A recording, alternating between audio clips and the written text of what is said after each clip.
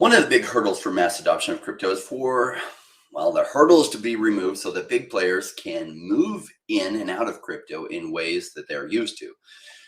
Those bridges have to be built and be ready to go before institutions and sovereign wealth will come in with larger funds. One of the companies building a very important bridge is Definity. Today, Manu Choudhary, CEO and co-founder of Definity, joins us to share some of that news. Could you share with the audience what is Definity and what does Definity do? Yeah, sure. Let me give you a little bit of background on me as well, just to give, I guess, people that are not familiar with Definity or me a bit more context. So I'm Manu Choudhary. I'm the co-founder and CEO of Definity Markets, and essentially, Definity Markets is a electronic trading venue for funds, for banks, and for also institutional investors for digital assets, so crypto, but also fiat on and off and fiat to fiat. In terms of my background, before I joined fintech, I spent about just under 18 years working in cross-asset derivative sales, working for a couple of UK investment banks. So most recently, Lloyds Financial Markets, and prior to that, Barclays Investment Bank. Can you tell us a little bit more about Michael and Ashwin and the rest of your team? Yeah, sure, cool. So look, all of us have a background in TradFi. So essentially, I spent 18 years working in various banks. Michael's background is low latency electronic trading. So he's worked for the New York Stock Exchange. He's also worked for companies like Gain Capital. Ashwin likewise has worked for, again, electronic trading pretty much most of his career. And then essentially Chris, who's our CFO, again, he spent most of his career in banking at a couple of UK banks also. So, we're all markets guys. We all are very familiar with sales and trading. That's kind of what we've done pretty much our entire career. And so our expertise and our experience really is in traditional finance. As a team, our background is really in trading and sales, cross assets. So again, I've got experience in inflation, also interest rates, commodities, but mainly foreign exchange. Chris is mainly fixed income. Michael and Ashwin are equities and foreign exchange.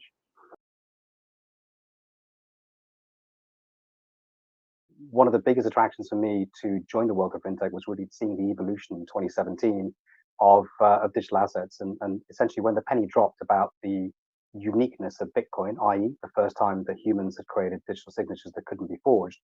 It was very obvious to me that this was just the beginning of something pretty huge in terms of the transition from, I guess, traditional finance, or TradFi, as everyone calls it, to a digital ecosystem. But there are differences. So, for instance, if I do an FX trade and something has gone wrong, I've settled the wrong leg or something, I can unwind the trade, I can cancel it. The problem is when something is written to a layer one, all deals and all trades are final. It makes it quite difficult. So you have to have an additional layer of authentication to make sure that you settle the right number of trades. So that makes for an added degree of complexity. And I think that's where a lot of people have got very confused, and they spend a lot of time and effort and money building a solution. We've got a very innovative solution that's very innovative, and it's something we've developed over the last couple of years.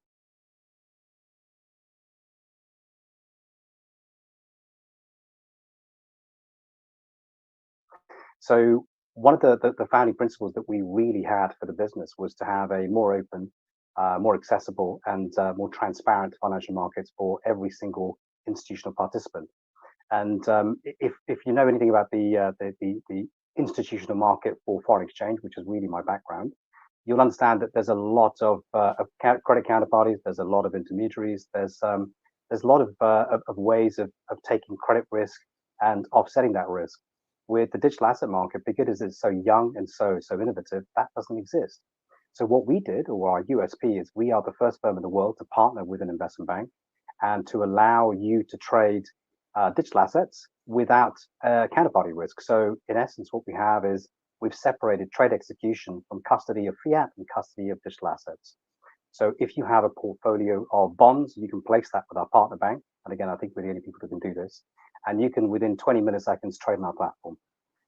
When it comes to the crypto assets, you either have them in self-custody or use a credible custodian, such as a Bank in New York Mellon, or a State Street, or a Fidelity Digital Assets.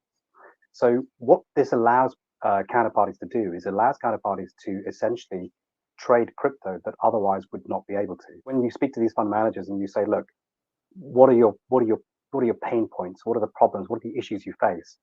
They will all tell you the same things. And we kind of sat down and said, okay, look, We could make a super, super fast, low latency piece of very smart tech that just matches prices. But we don't really fix any problems by doing that. The biggest headache a lot of fund managers have is really accessing the market. They all sit there because they're obliged to hold government bonds. But if they could then use them as collateral to trade crypto, that is absolute genius. And that's kind of, and by the way, I say this like we did this very quickly. It took us a hell of a long time to do, but we could offer this now. So we can do this. You're an overnight success, 3.5 to Yeah, 5 years in the making, right? yeah, something like that. So we can do this, but and obviously, look, within reason. Obviously, U.S. government bonds, no problem. UK gilts because we're based in London, of course. German bonds, Japanese government bonds to begin with, and then obviously we may expand that to other G7. If you've got Greek sovereign debt, then yeah, good luck with that. But that's not us. What are the real bits of innovation that we've done here? So let's say you have a market maker who's making prices and a consumer, let's say a fund manager. If, for instance, one of those counterparties doesn't settle the trade, if you're on let's say an OTC desk, you're a little bit screwed. If you're on exchange, you have a problem. With us, we don't, because we have the legal recourse to go into their account to make the other side whole. So no one ever loses in our ecosystem. So we've genuinely mitigated counterparty and credit risk. What's interesting is I've often thought about why are institutions not coming into crypto? There's certain safety rails that have to be there for them to do it in a big way, because what they found out with FTX is custody problems. If you sent money over to FTX, you had no guarantees they weren't sending that money somewhere else. That was kind of like, oh yeah, trust us. But we see how that turned out.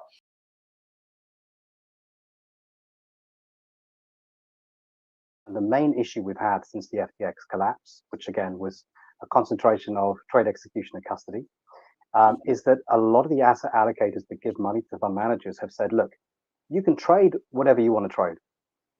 But the reality is you have to face a credit-worthy counterparty, i.e., does this counterparty have a Moody's or Fitch or S&P credit rating? And the answer is nobody does. But the bank we're partnered with actually has a AA minus credit rating. It's got a $1.5 trillion balance sheet. And most of the asset managers are already connected.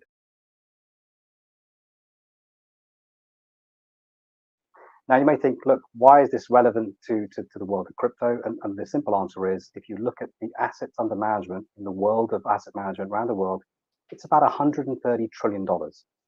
So there's about 21 fund managers that manage more than $1 trillion. There are 3,000 fund managers that manage between $100 million and $1 trillion. And there's about 12,000 below 100 million. These are huge numbers. Imagine that you saw them allocate, I don't know, 1% of their AUM to Bitcoin. You would double the market cap of Bitcoin overnight. And that's if they do 1%. Imagine if they did 5%. And that's kind of what we're trying to create. We're trying to create the accessible market conduit for these traditional finance institutions, who, by the way, have all got an interest. And I want to make it an exception to a couple of these guys. So obviously, let's think about people like BlackRock and Fidelity and also Vanguard in a slightly different way. These guys are behemoths. They're so enormous. They're big enough and ugly enough to do whatever the hell they want to do. They are not the norm. You have thousands of other fund managers that want to get into this marketplace, but they're unable to. And what we've allowed them to do through our mechanism that we've created in partnership with our European investment banking partner is a way for them to access this market in a safe way where there's no counterparty risk.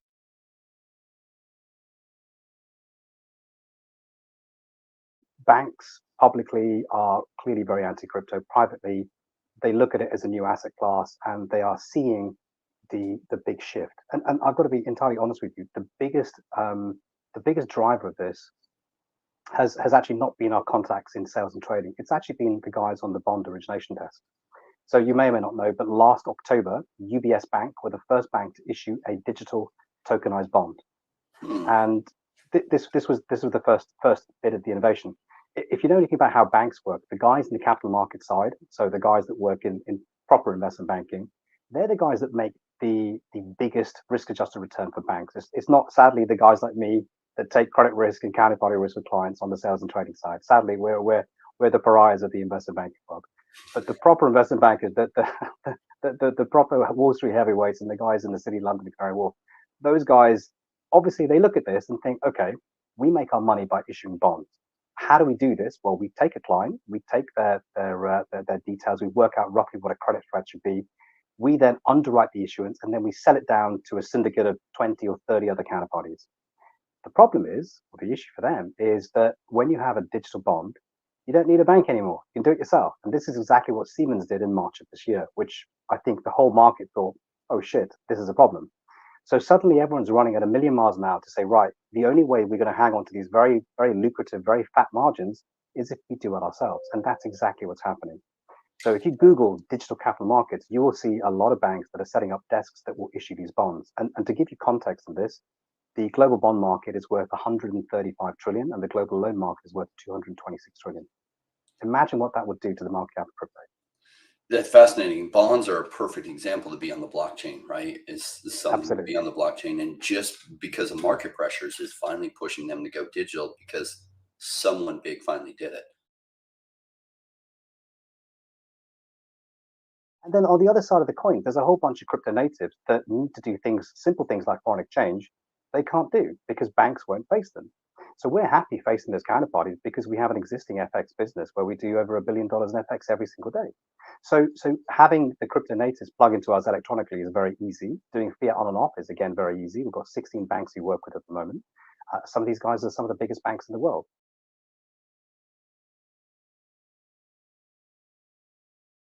The one weird thing, and this is a very strange situation, is if you look at the United States dominates every single bloody marketplace in the world. There's not an industry these guys don't dominate in America, apart from crypto, where ironically the US banks, apart from JP and Goldman's, who obviously are always ahead of the curve, they are a million miles behind the European banks. You know, it's the European banks. So, for instance, Commerzbank today was the first bank in Europe to get a crypto license.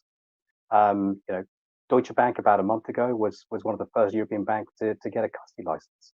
This is a really interesting thing, and I can tell you that we're speaking to half a dozen European banks, and they're all very interested in pushing forward with market making in crypto. And again, the interesting thing about this is not because they're so interested in crypto; it's more to do with the fact that they will use this as a beta test to eventually trade digital bonds. And if you look at banks like SocGen issued the world's first bank-issued stablecoin on the Ethereum layer one. Now, okay, it wasn't great. It's a bit crap. I'll be honest. They've done a mediocre job. But the fact of the matter is, who would you rather trust, USDT or the second largest bank in Europe? There is eventually going to be an inflection point. I think when you have the critical mass of banks that are issuing digital bonds, you're going to have a huge change of mindset because bonds are already regulated. They're already securities. There's no ambiguity. There's no confusion. Is this security or not? Yes, of course it bloody is.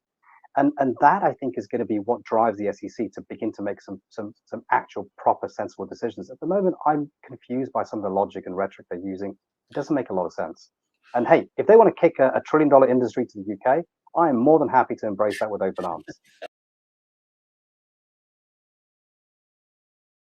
One of the big things I'm keen to push is at the moment we have one European investment bank that is our partner. It is only a matter of time before we have 2 or 3 or 4 or 5. And look, we're speaking to half a dozen as it is. Once we have a critical mass or a cohort of, let's say, 2 or 3, some of these banks are already trading crypto. Not that this is in the public domain, but they will come out publicly and they will begin to announce this. So we will be one of the first platforms that they connect to get bank liquidity from. So at the moment, it's all non-bank market makers, the likes of Wintermute, BTC2, Cumberland, those kind of guys are kind of plugged in. They will be replaced very quickly with the banks because the banks have got balance sheets and they are very, very keen to get into this market. The second phase of innovation will be from the ultra high net worth / private banking guys. Already seeing it a lot with the Swiss banks. They're very active, very aggressive. This will change in the next couple of years, where you see many more banks come in with their ultra high net worth desks. So you're going to see 2 waves of capital come in. One is going to be the asset managers who are interested in buying and hold. By the way, my favorite kind of investors, because all they do is add quality to your market cap. The second phase is going to be the ultra high net worths. They may be buy and hold, they may trade, I don't know. It may be a combination of 2. And then if you add to that, what will happen with the retail environment once you have, again, mainstream adoption of bank issue stablecoin, which I think is probably the better and safer alternative to central bank digital currencies, which I'm not a big fan of, then I think those 3 things happening in the next 24 months are going to be absolutely crazy. And they are going to drive the bull run. Obviously, we have the halving next year of Bitcoin. that is a huge milestone. But I think 2024 is going to be huge for Bitcoin and crypto in particular. And I think you're going to see genuine mass adoption.